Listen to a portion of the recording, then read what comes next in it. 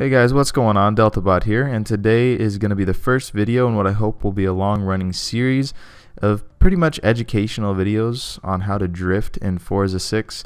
Now, I'll preface this by saying no, I'm not some master drifter, but I do feel like I'm pretty good at it, and I'm going to be making these videos as much to improve my skills as to help you guys out. And I know we're starting off a little strange with an all-wheel drive Audi, but don't worry, we will fix that. The reason I chose the Audi is because hold on, not spoiler, there we go, is because it's actually pretty oversteer prone once you take away the all-wheel drive, and it's actually got a surprisingly good and well-balanced chassis. And we're going to go to everybody's favorite drift track, the school circuit on Catalunya, and we're not going to be drifting the whole circuit, we're just really going to be drifting the first turn just to get started, figure out how to balance the car, and make sure that we can effectively drift before we do too much else. And really, we're gonna start with just the most basic thing possible, and that's a power slide. I see a lot of people thinking you need to learn how to enter a corner before you learn how to balance it, but really, there's no point in learning how to do an entry, e-brake, Scandinavian, flick, braking, entry, whatever, unless you can effectively power slide. And as for my assists, yes, I do run braking line.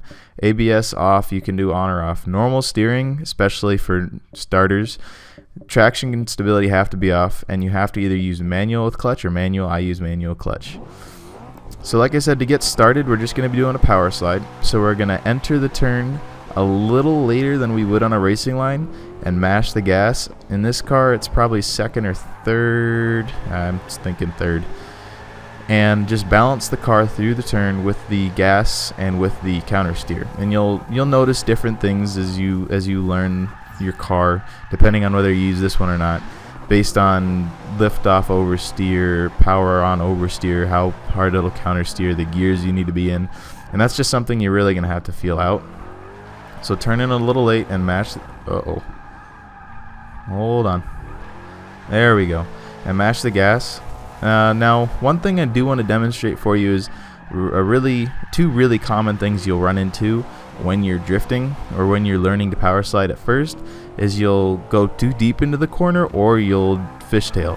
So right here, what actually happens is I let off the gas here, and that causes me to oversteer into the turn. And then when I try to counter steer out of it, it snaps the other way because there's too much counter steer. So those are two really common things you'll run into, and you don't really have to worry about it when you're starting.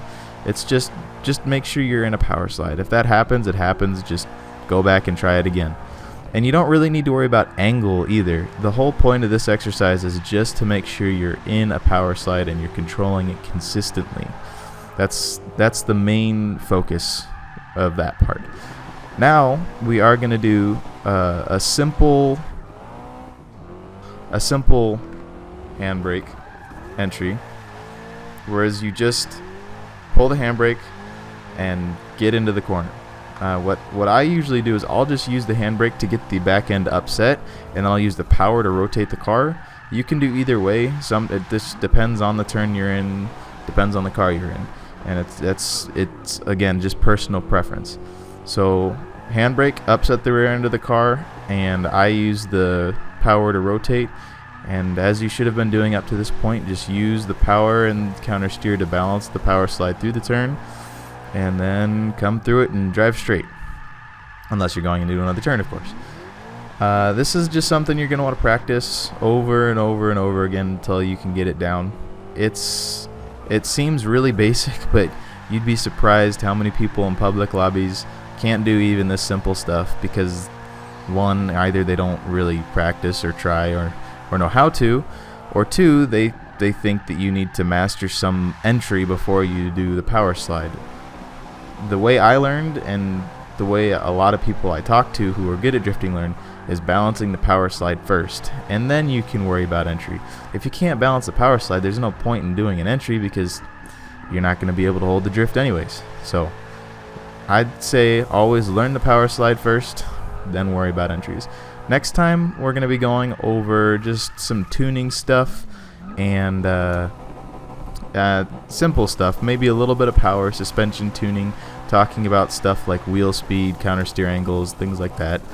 And really, we're gonna just be progressing step by step through this series of videos. So that's all I've got for you guys today. I will see you again next time. Make sure you leave a like or dislike depending on what you thought, and have a great day.